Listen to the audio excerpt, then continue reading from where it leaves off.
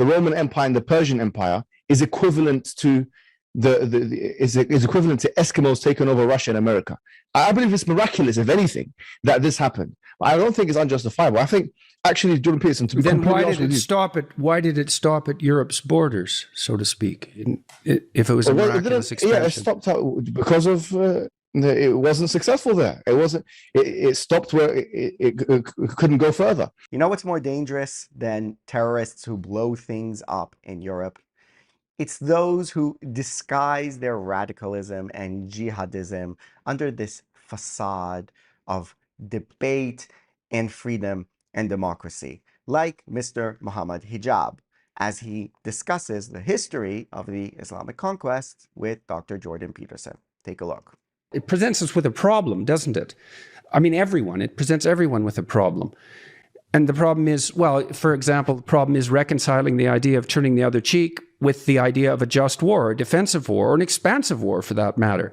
And of course that issue is relevant to Islam because Islam exploded outward and produced the biggest empire the world had ever seen in the space of a few short centuries. Yeah, but Dr. Jordan Peterson. So then you ask, well, what's the spirit? What is the spirit that animated that? And is that attributable to the Islamic doctrines themselves? Yes, I don't know the answer to that. Now, let me tell you the answer to that, okay? And this is what I want to tell you conclusively, and this will help build bridges, honestly, because we can maintain the warlord thesis, we can maintain the expansionist thesis, but here's what I'll tell you. Islam has a capability to be expansive, and it also has a capability of making peace treaties. And it does, and it should do whatever's in its best interest. Just like every country should do whatever's in its best interest. In the pre-modern world, we did not, I think this is highly anachronistic. In the pre-modern world, there was no such thing as the UN.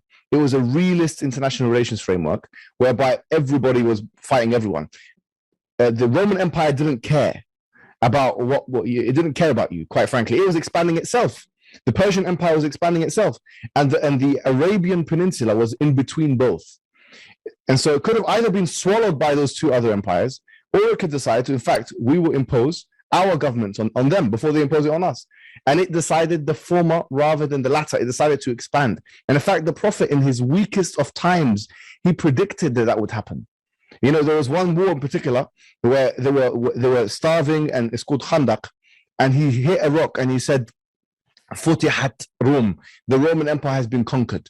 He hit another rock again. He said, Futihat Faris, that the Persian Empire has been conquered. And then he knocked the rock again. He said this in his weakest moment. He said that the Yemen has been conquered.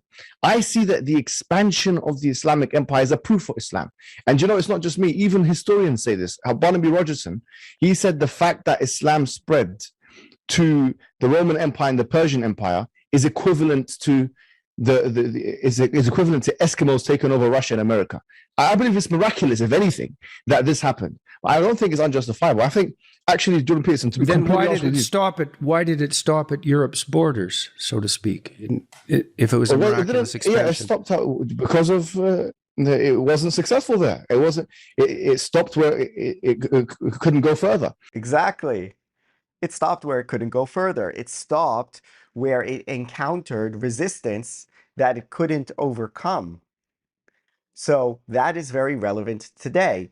Islam is trying to expand into Europe, and it will stop when it can't expand into Europe, when it cannot overcome the resistance of the local population who tell them, no, we don't want this in our country. We can have Muslim citizens who are part of the country and who are patriots and respect our laws and customs, but we cannot accept the attempt to overrun our values with this other system that you're trying to implement. Then it will stop. But this idea that we had to conquer, you know, everything from the Arabian Peninsula, just to understand what he's saying here, Mr. Mohammed Hijab, everything from the Arabian Peninsula all the way to Morocco, all the way to Iraq, all the way into Persia, we had to conquer all of that because of a defensive war that the Persian and Roman empires that we were sandwiched in between, we had to conquer all of that. Otherwise, they would implement their laws on us. Is the most insane thing I've probably heard. I've heard a lot of insane things from Hamas apologists and Islamists disguising themselves as whatever. But is one of the more insane things that I've heard. That's like saying Christopher Columbus had to sail to America as a defensive war against the Native Americans who would eventually come and conquer him, you know? It's it's just absolutely insane. And also think the Arabian Peninsula, it's pretty in the corner of the world in some way. Well, actually not, it's on a trade route, but because it's in the desert and everything, it's very hard to push into there. So the Ottoman Empire, they for 400 years technically they controlled the Arabian Peninsula and yet had very little influence there. And even, you know, the Saudi royal family had an uprising there in the 19th century, in the 1800s, where the Ottomans had to come in and crush them in Diriyah and all that because they had so little control of what's going on over there. So it's just it's a ridiculous thing to say that they had to do this massive expansion. Islam expanded, and he also said something interesting. He said Islam has to defend its interests like any other country. Islam, he said, look back at the beginning of the clip. Islam has to do what's good for it like any other country. So he's saying Islam, this which is supposed to be a religion, supposedly, right, is acting like a country because Islam is not just a religion; it's a political system of running things. Islam is political. Muhammad was a politician, the Prophet Muhammad,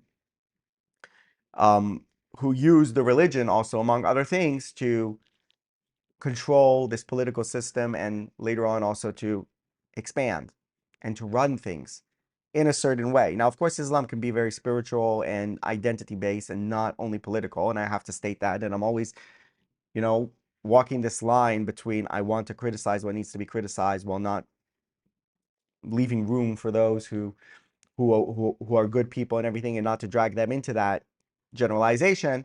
But Islam is very, very much a system of running a society, controlling a society, and also conquering a society or a territory.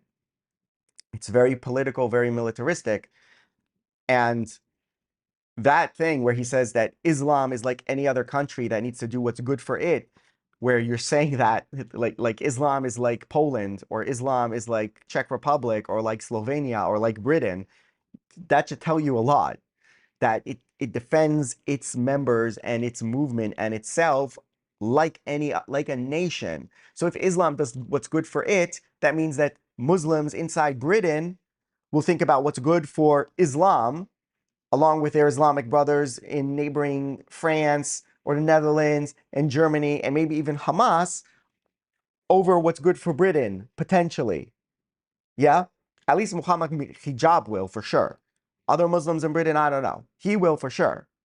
That's why he'll side with Hamas, for example. That's why he'll make excuses for, I don't know, people who go fight for Islamic State and stuff like that.